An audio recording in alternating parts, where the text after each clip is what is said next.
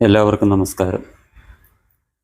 ഇന്ന് രാഹുൽ ഗാന്ധിയുടെ രാഷ്ട്രവിരുദ്ധമായിട്ടുള്ള ആ മനോഗതിയെക്കുറിച്ചാണ് ഇവിടെ അവതരിപ്പിക്കുന്നത്. നമ്മളെല്ലാം പത്രങ്ങളിലും മറ്റ് ദൃശ്യമാധ്യമങ്ങളിലുമെല്ലാം കാണുകയും വായിക്കുകയും ചെയ്തതാണ് 2 ദിവസം മുമ്പ് ദില്ലിയിൽ കോൺഗ്രസിൻ്റെ പുതിയ ആസ്ഥാന മന്ദിരത്തിൻ്റെ ഉദ്ഘാടനത്തെക്കുറിച്ചുള്ള വാർത്തകൾ. ആ ചടങ്ങിൽ രാഹുൽ ഗാന്ധി ഒരു പ്രസംഗം നടത്തി. ആ പ്രസംഗം നമ്മളെല്ലാം മനസ്സിരുത്തി ഒന്ന് കേൾക്കേണ്ടതാണ്. അത് കഴിഞ്ഞിട്ട് നമ്മൾ അത് ഗൗരവതരമായി ചിന്തിക്കുകയും കൂടി ചെയ്യേണ്ട ഒരു പ്രസംഗമാണ് രാഹുൽ ഗാന്ധി നടത്തിയത്. We are now fighting the BJP, the RSS and the Indian state itself. പ്രസംഗം പൂർണ്ണമായി പറയണമെന്ന് ഞാൻ ആഗ്രഹിക്കുന്നില്ല. അതിനകത്തിലെ പ്രസക്തമായ 1-2 വാക്കുകൾ മാത്രം ഞാൻ പറയുകയാണ്. അദ്ദേഹം പറഞ്ഞത് ഇങ്ങനെയാണ്: അതായത് നമ്മളെന്ന് പറയാം കോൺഗ്രസ്സുകാർ, നമ്മൾ RSSനും BJPക്കും എതിരായി മാത്രമല്ല നമ്മൾ പോരാടുന്നത്, നമ്മൾ ഈ സ്റ്റേറ്റിനെതിരായിട്ടാണ് നമ്മൾ പോരാടുന്നത് എന്നാണ് അദ്ദേഹം പറഞ്ഞത്. സ്റ്റേറ്റിനെതിരെ പോരാടുക എന്ന് പറഞ്ഞാൽ അതിൻ്റെ അർത്ഥം നമ്മൾ മനസ്സിലാക്കണം. സ്റ്റേറ്റ് എന്ന് പറയുന്നത് രാജ്യത്തെയാണ് സ്റ്റേറ്റ് എന്ന് പറയുന്നത്. അപ്പം രാഹുൽ ഗാന്ധി എന്താണ് പറഞ്ഞത്? BJPക്കും RSSനും എതിരെ മാത്രമല്ല, ഈ രാജ്യത്തിനെതിരെ തന്നെയാണ് നമ്മളുടെ പോരാട്ടം എന്നാണ് രാഹുൽ ഗാന്ധി AICC ആസ്ഥാനത്തിൻ്റെ ഉദ്ഘാടന വേളയിൽ നടത്തിയ പ്രസംഗത്തിൽ പറഞ്ഞിരിക്കുന്നത്. അതിൻ്റെ അർത്ഥം എന്താണ്? അതിൽ നിന്ന് നമ്മൾ എന്താണ് മനസ്സിലാക്കേണ്ടത്? രാഹുൽ ഗാന്ധിയോ സോണിയാഗാന്ധിയോ രാഹുലിൻ്റെ സഹോദരിയായ പ്രിയങ്ക ഗാന്ധിയോ മറ്റു കോൺഗ്രസ് നേതാക്കളോ ആരും ഈ രാഷ്ട്രത്തിനെ സ്നേഹിക്കുന്നില്ല എന്ന് രാഹുൽ ഗാന്ധി നമ്മളോട് വിളിച്ചു പറയുന്നതായിട്ടല്ലേ നമ്മൾ മനസ്സിലാക്കേണ്ടത്? അതല്ലെന്നുണ്ടെങ്കിൽ തീർച്ചയായിട്ടും രാഹുൽ ഗാന്ധി ഇങ്ങനെ പറഞ്ഞപ്പോൾ പിന്നീട് പ്രസംഗിച്ച കോൺഗ്രസ് പ്രസിഡൻറ്റോ മറ്റ് നേതാക്കളോ അതിനെ തിരുത്തി പറയാൻ അവർ തയ്യാറായിട്ടില്ല. അതിൻ്റെ അർത്ഥം എന്താണ്? അവരും രാഹുൽ ഗാന്ധിയുടെ ഈ വാക്കുകളെ അംഗീകരിക്കുന്നു എന്നുള്ളത് തന്നെയാണ്.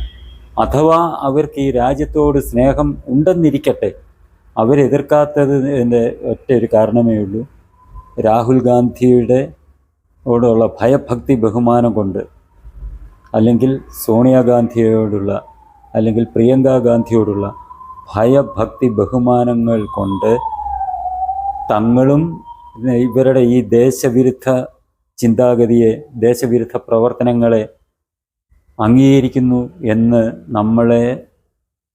നമ്മളെ മനസ്സിലാക്കി തരുവാണ് ചെയ്യുന്നത്. അവർ അപ്രഖ്യാപിതമായിട്ട് നമ്മളോട് പറയുകയാണ് ഈ കോൺഗ്രസ് നേതാക്കന്മാർ ചെയ്തിരിക്കുന്നത്. അല്ലെങ്കിൽ തീർച്ചയായിട്ടും അവർ രാഹുൽ ഗാന്ധിയെ തിരുത്താമായിരുന്നു. അല്ലെങ്കിൽ അവരുടെ പ്രസംഗത്തിന് ഇടയ്ക്ക് അവർക്ക് പറയായിരുന്നു, ഞങ്ങളുടെ നേതാവ് രാജ്യത്തിനെതിരായിട്ടാണ് ചിന്തിക്കുന്നതെന്നുണ്ടെങ്കിലും ഞങ്ങൾ കോൺഗ്രസ് നേതാക്കളായ ഞങ്ങൾ ഈ രാജ്യത്തിനോടൊപ്പമാണ്, ഈ രാജ്യത്തിനെതിരായിട്ട് ഒരിക്കലും ഞങ്ങൾ പ്രവർത്തിക്കുന്നില്ല. എന്നാൽ ഞങ്ങൾ പ്രതിപക്ഷമായതുകൊണ്ട് ഞങ്ങൾ ഈ ഗവൺമെൻറ്റിനെതിരായിട്ടാണ് ഞങ്ങൾ പ്രവർത്തിക്കുന്നതെന്ന് അവർക്ക് തിരുത്തി പറയാമായിരുന്നു. പക്ഷേ അവരതിന് തയ്യാറാകാത്തതിൻ്റെ കാരണം എന്താണ്? അവരും ഈ രാജ്യത്തിനെതിരായിട്ട് തന്നെ പ്രവർത്തിക്കുകയാണെന്ന് നമ്മൾ വിശ്വസിക്കുക, ന്യായമായിട്ടും വിശ്വസിക്കും. അതിനാണ് ഈ ഒരു അവസരം അവർ വിനിയോഗിച്ചിരിക്കുന്നത്. ഇതുവരെ നമ്മൾ കരുതിയിരുന്നു ഈ രാഹുൽ ഗാന്ധി എന്തൊക്കെ വിഡ്ഢിത്തങ്ങളൊക്കെ പറയുകയാണെന്നാണ് വിചാരിച്ചത്.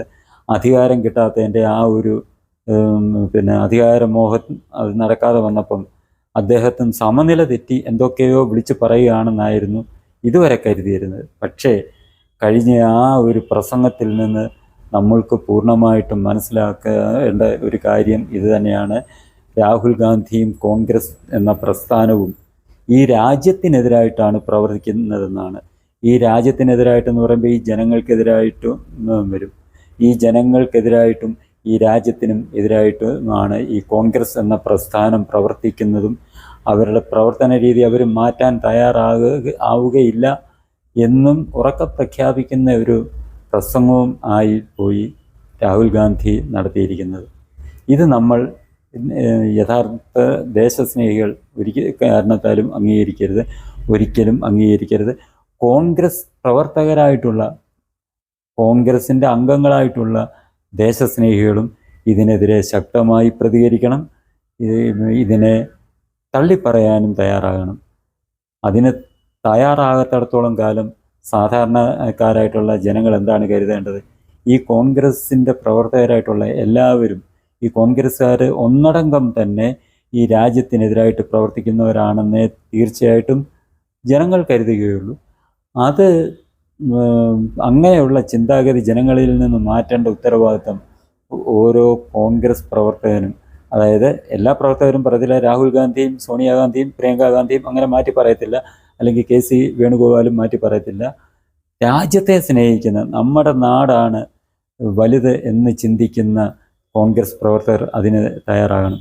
നമ്മൾ പറയുന്നത് എന്താണ്? സ്വർഗത്തേക്കാൾ ഞാൻ സ്നേഹിക്കുന്നത് എൻ്റെ ജന്മഭൂമിയാണ്. എൻ്റെ ജന്മഭൂമി, അതായത് നമ്മുടെ ജന്മഭൂമി ഭാരതമാണ്. ഈ ഭാരതം എന്ന എൻ്റെ ജന്മഭൂമി കഴിഞ്ഞേ ഉള്ളൂ എനിക്ക് സ്വർഗം എന്നുള്ള ഒരു ചിന്താഗതിയാണ് നമ്മൾ ഇന്ത്യക്കാർക്കുള്ളത്. പക്ഷേ ഈ രാഹുൽ ഗാന്ധിയോ ഈ പറഞ്ഞ വാക്കിൽ നിന്നതാണ് മനസ്സിലാക്കേണ്ടത്. അതിൽ നിന്ന് തന്നെ നമ്മൾ എന്താണ് ചിന്തിക്കേണ്ടത്? രാഹുൽ ഗാന്ധി ഇന്ത്യൻ പൗരൻ ആണെന്ന് നമുക്ക് വിശ്വസിക്കാൻ കഴിയുകയില്ല. മറ്റേതോ രാജ്യത്തിന് വേണ്ടി നമ്മുടെ രാജ്യത്തെ തകർക്കാൻ നടക്കുന്ന ഒരു ഛിദ്രശക്തിയാണ് ഈ രാഹുൽ ഗാന്ധിയും കോൺഗ്രസും എന്ന് നമ്മൾ സംശയിക്കേണ്ടിയിരിക്കുന്നു. അത്തരം ഒരു പ്രസ്ഥാനത്തെയോ അത്തരം നേതാക്കന്മാരെയോ ഒരു കാലത്തും നമ്മൾ വളരാൻ അനുവദിച്ചുകൂടാ.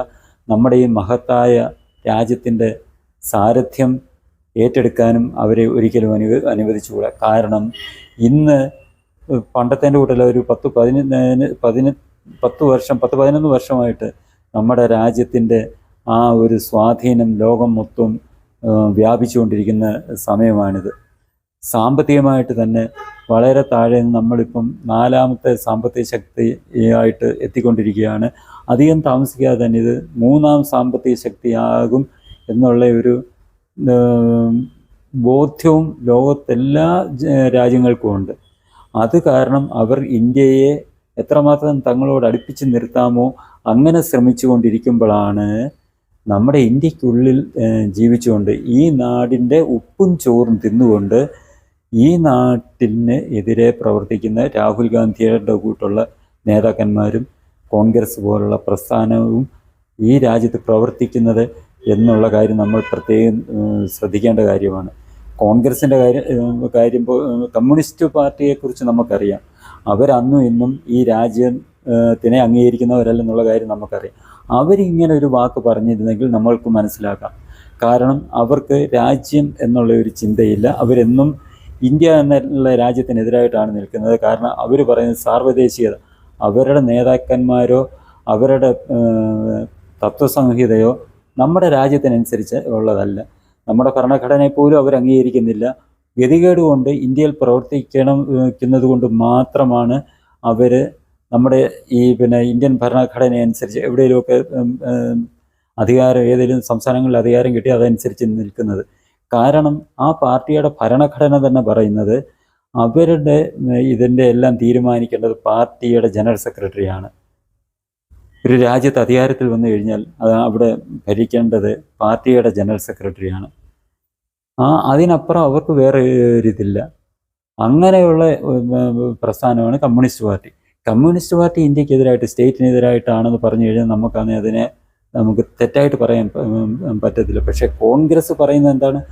അവർ ദേശസ്നേഹികളുടെ പാർട്ടിയാണ്, ഞങ്ങളാണ് ഇന്ത്യക്ക് സ്വാതന്ത്ര്യം നേടിത്തന്നത് എന്നൊക്കെ പറഞ്ഞു ഭരണഘടനയുടെ പവിത്രത കാത്തു സൂക്ഷിക്കണമെന്ന് പറഞ്ഞ് അതും പൊക്കിപ്പിടിച്ചുകൊണ്ട് നടക്കുന്ന ഈ കോൺഗ്രസും ഈ രാഹുൽ ഗാന്ധിയും കോൺഗ്രസ് പാർട്ടിയും ഇന്ത്യക്കെതിരായിട്ട് പോരാടുക എന്ന് പറഞ്ഞു കഴിഞ്ഞാൽ എത്ര ഭയാനകമായിട്ടുള്ള സംഭവങ്ങളാണ് ഈ രാജ്യത്ത് സംഭവിച്ചുകൊണ്ടിരിക്കുന്നത്.